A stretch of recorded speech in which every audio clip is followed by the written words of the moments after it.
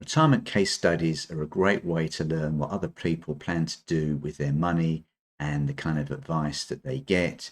It's great for looking at the do's and the don'ts and to see how far your money can really go in retirement. Our retirement case study is what order should we draw down our assets in retirement? And this couple want to minimize tax in the way that they do that. So we've got Dewey, who is Donald Duck's nephew. He's 61, wife is 57, want to retire on 30,000 a year. Dewey earns about 5,000 a year. He's got a DB pension he's receiving. Wife is 57, earns around 50,000 a year, plans to work part-time in 3 years. Their property is mortgage free, which is good. They have fairly low expenditure at the moment. They've got a pension with a wealth manager, which was an old workplace one they've converted. They've also got their own pension there as well. And they've got another DB pension kicking in when they're 65. So they've got a few different streams of income. The wife, again, has a workplace pension. She's contributing into it quite a lot per month, 2,100. They've also sold a rental property after a tenant who owed them 6 months rent left. So good idea to get rid of your rental properties. They're just a load of old hassle. So they've got some of the savings into premium bonds, and then they're going to buy a motorhome with the rest of the money. And if it's good enough for Nicola Sturgeon, then it's good enough for you. Here is their ISA portfolio, which quite frankly is a bit of a random rag bag of things. I'm not sure there's any real strategy around it in terms of growth or income or diversification.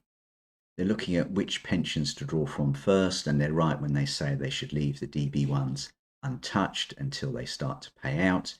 They've got the wealth manager pension, which I think that's the one they should look at. They should try and build a portfolio that can beat the returns after fees of the wealth manager, and then they'll get much more confidence in terms of what is going on.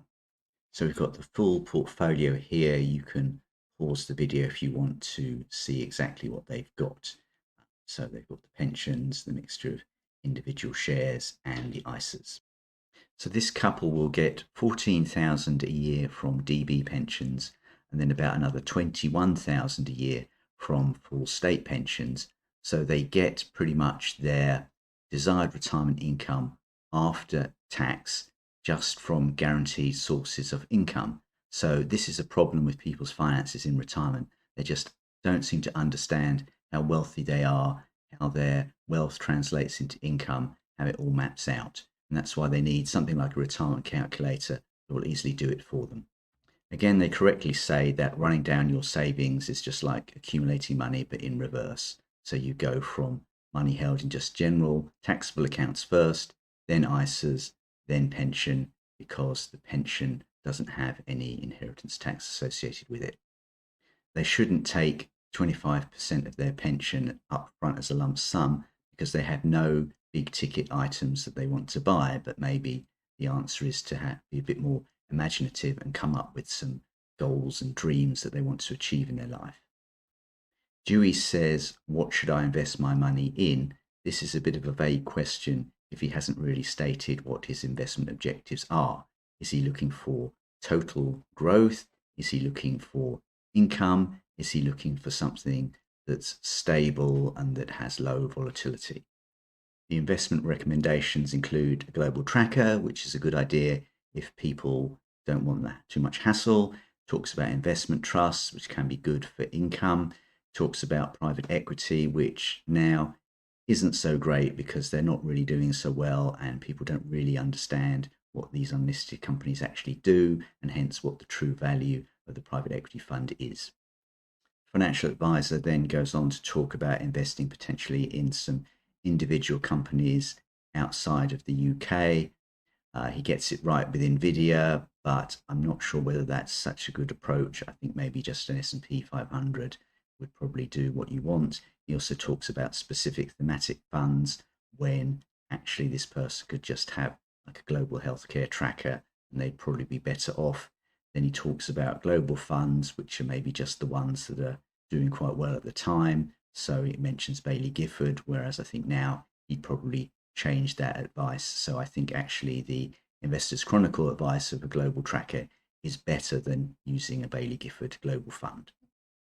When the financial advisor comments, they say that a financial advisor could help you plan these into a cash flow modeling system. Well, yeah, that's true, but it cost you about £1,500. And if they saw me, I could do it for a tenth of that price.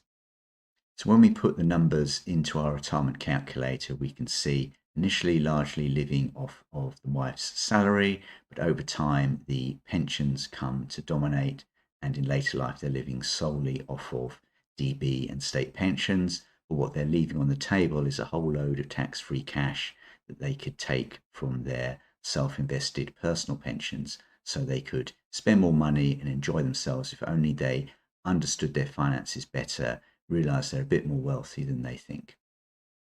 And then in terms of their wealth over time, it basically just ends up growing because they're not really eating into their capital, and in later life they end up with far more wealth than they could really need. Some of it's in ISAs, so it will be subject to inheritance tax, so they really need to change their plans and start enjoying themselves a bit more.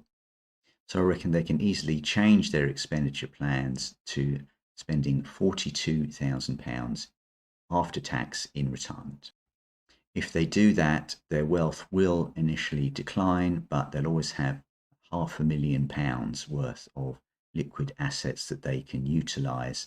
And although the purchasing power of their wealth does go down over time, in actually nominal terms, it starts to creep up because of their state pensions kicking in. So I think that they can be a bit more adventurous in retirement and they won't have anything to worry about. If things did go badly for them, they pretty much know what their buffer number is, and when they hit that, then they can start to ease off on expenditure and revert back to their original lower income plan. If you're interested in building your own wealth plan, then contact me, www.ianshadrack.com. I'll put the link in the description and the comments.